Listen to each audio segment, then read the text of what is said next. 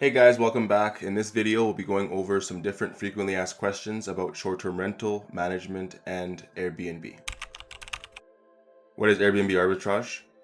Well, Airbnb arbitrage is when an operator like myself goes to a property owner or a leasing agent and then acquires a property under a lease that allows subletting.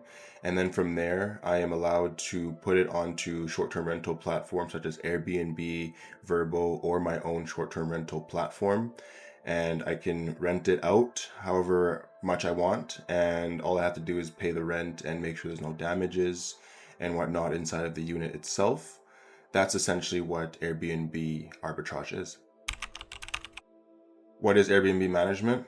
So compared to Airbnb arbitrage, it's going to a property owner and having them put up essentially all of the money when it comes to setting up the unit.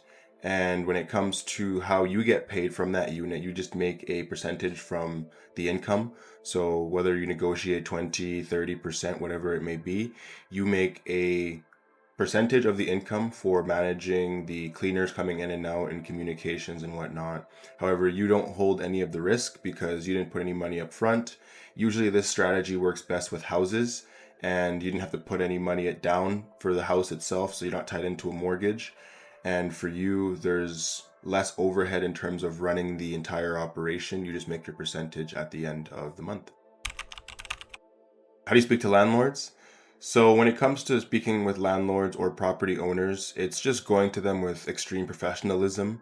When it comes to them letting you rent their house or manage their property, they want to make sure that it's in the best hands possible. So if you come in there and you're not dressed up too professional or you look like you just came back from, I don't know, roller derby or something, they're not going to be too inclined to want to give you that property. So when it comes to communication, visually is you have to also visually be the part as well. But talk very clear, be very open about the use case and what you want to do, and answer any questions that they may have. But when it comes to talking to them, I guess the way that you would do it is just with professionalism. How profitable is Airbnb arbitrage? When it comes to Airbnb arbitrage, there's a few different factors that will determine the profitability of your unit. One of the factors being the location.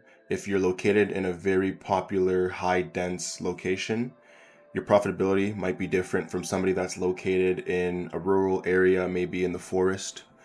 Another factor that might determine the profitability of your unit is going to be the number of people that it sleeps. If it sleeps more people, in my case, the way that I've operated, I've found that it's been more profitable for me to sleep more people.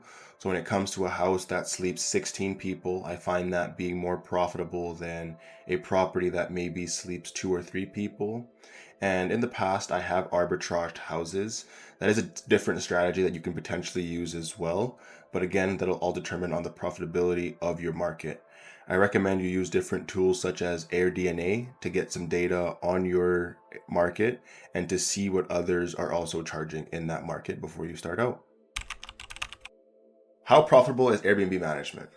When it comes to Airbnb management, you don't own the house, you don't own the furniture inside the house. You get paid determined on the fee that you negotiate with the property owner.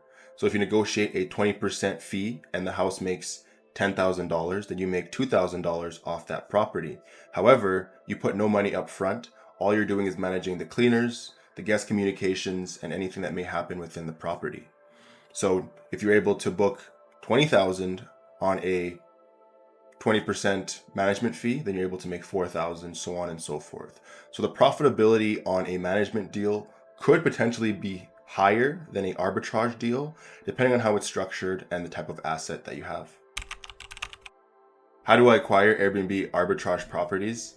When it comes to acquiring Airbnb arbitrage properties, the bulk of my portfolio has been found by converting long-term rentals into short-term rentals. Now, this is going to take a little bit of salesmanship on your part in terms of convincing the homeowner to convert their long-term rental into a short-term rental, allowing you to pay them the regular rent and essentially keep all the upside. That is essentially what you have to do to acquire a arbitrage deal. Just make sure you can communicate effectively to your homeowner and they allow what you do. So this is going to be a game of repetition. It's going to be calling, emailing, setting up meetings, getting rejected multiple times. You'll get rejected more times than you get yeses. So you got to make sure that you're really up for it, and it's a grind. So make sure that you're up for the salesmanship aspect of it, and you're willing to put in the work to find these arbitrage deals. How do I acquire management deals? It's quite similar to the way that I acquire the arbitrage deals. I essentially find someone that has a long-term rental and I convince them to make it a short-term rental. However, this time I allow them to keep a majority of the upside, whereas I maybe only keep 20 or 30%. Now, when it comes to another way that I can acquire these types of deals is by going on the short-term rental platforms themselves and looking for the underperforming hosts. When I find an underperforming host, I communicate with them and I show them the value that I can provide to their listing.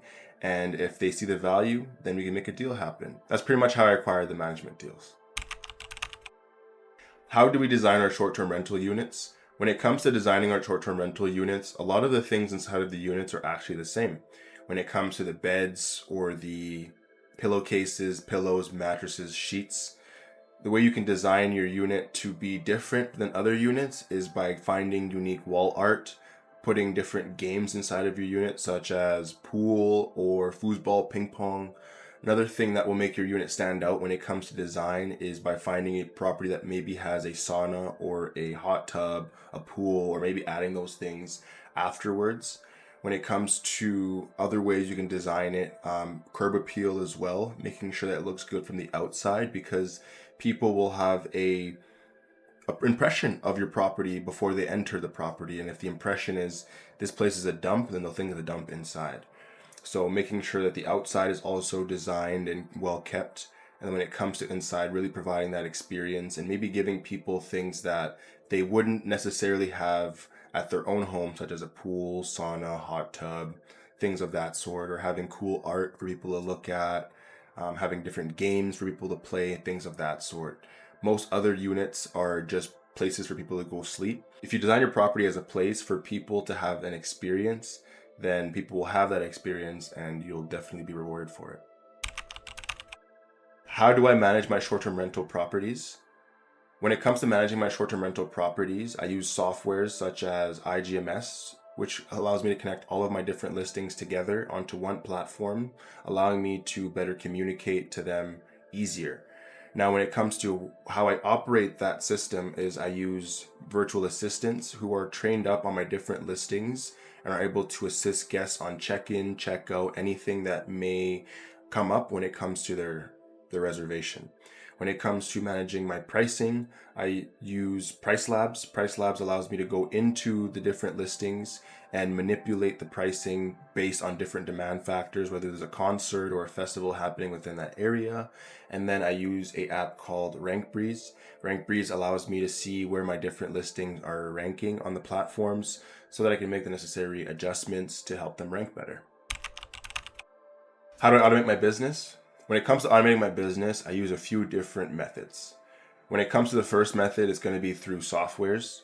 Now, when it comes to the softwares that I use, there's certain configurations that I can put in that allow me to have things happen without any intervention. Another way that I automate my business is through systems and processes.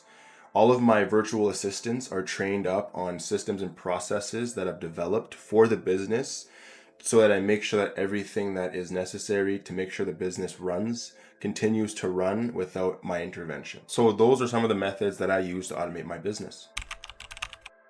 How do you find cleaners?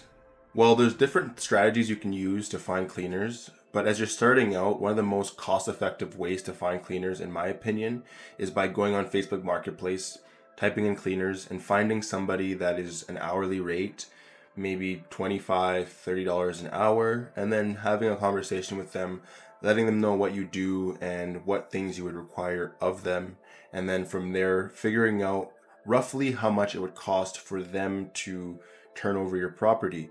Now, when it comes to turning over your property, one thing you can do too is make sure that you have enough money in your cleaning fee to be able to replace different things as cleaning products or your linens or your sheets or different things that you might need or wear and tear down the line. So when it comes to starting out, I would say go the cheaper option, go on Facebook Marketplace, have a conversation with the cleaner, and see what you can come up with to find a cost-effective route to get your property turned over.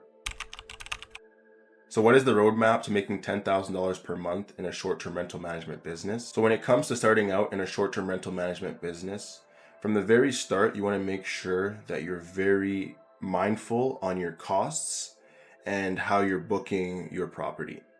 So from the very start, you want to make sure that you're tracking all of your expenses so that you know how profitable your property is. Making sure you know exactly how much you spent on your furniture, how much you're spending on cleaning, how much your utilities and any other softwares or auxiliary items that are associated with your property cost, so that you can make your profit and loss statements at the end of the month to know exactly how much you have at the end. Now, once you know truly what the number is at the end of the month, you want to now stash that money away. You're not going to be pulling any profits outside of, really not pulling any profits at all, really, because you're still building this business. Now, depending on how much your property is making will depend on the cycles of your market and the cycles of seasonality as well. If it's summer, you'll obviously make a lot more money than when it's winter, depending on what market you are. But if it's a skiing town, then obviously you might be doing better in the winter than you do in the summer. All depends on seasonality, but that's besides the point. When it comes to making sure your first unit is profitable and reinvesting that money back into your second unit, and then continuing that same process and being very disciplined and not really pulling a profit at all for anything from your business until you're at a point where you're able to have enough money to continuously grow and also pay yourself whatever you need to pay yourself. So when it comes to the roadmap to going from $0 to $10,000 per month in a short-term rental management business, I would say it's being very keen on your expenses and reinvesting every dollar that you make inside of your business back into your business until you reach your goal of that $10,000 per month. How do you start a short-term rental management business without a lot of money? When it comes to starting out, you have to be very resourceful. You have to be able to put your brain cells together and find a way to put your dollars together and have enough money to start your unit. If the desire is big enough, you'll find a way. You might have those collectibles that aren't really doing you any good and they're in the closet anyway. Sell those off, start your business. You have to bet on yourself and be resourceful in order to start this business with not that much money. Partner up with a friend, partner up with a family member, but get resourceful. Get a job, put your money away, and then start your business. And then once your business is big enough to replace your income at your job, then you quit your job. But you have to be resourceful. Any entrepreneur will tell you this. If you can't be resourceful, you're not going to be successful. Is it worth it in 2024 to start a short-term rental business? Now, that's all going to depend on your location. Make sure you do your research. Find out what your government is saying about the short-term rental use. Find out if people are doing it in your area and whether or not it's profitable. Sometimes it might mean going to a market that maybe is an hour or 2 hours away from where you're at right now. But make sure you do your research to find out whether or not people are doing it and people are making money in your area. In my experience, it's been very worth it for me to do short-term rental management and short-term rental arbitrage, short-term rental in general in 2024. Apartments or houses for your short-term rental management business. Now that's all going to depend on your market. However, one of the rules that we've gone by in our business is more heads in beds. Usually you can fit more people in beds in a house. It tends to be more profitable because if a large group is traveling, they're able to split the expense over 16 people as opposed to maybe 2 people in an apartment. However, that's all going to depend on your location and what you can charge and what you can demand for your short-term rental asset. All right, so that's it for today when it comes to answering some frequently asked questions about short-term rentals. If you have any more questions or anything that I didn't answer in the video today, feel free to add it below in the comment section. And until next time, I'll see you later.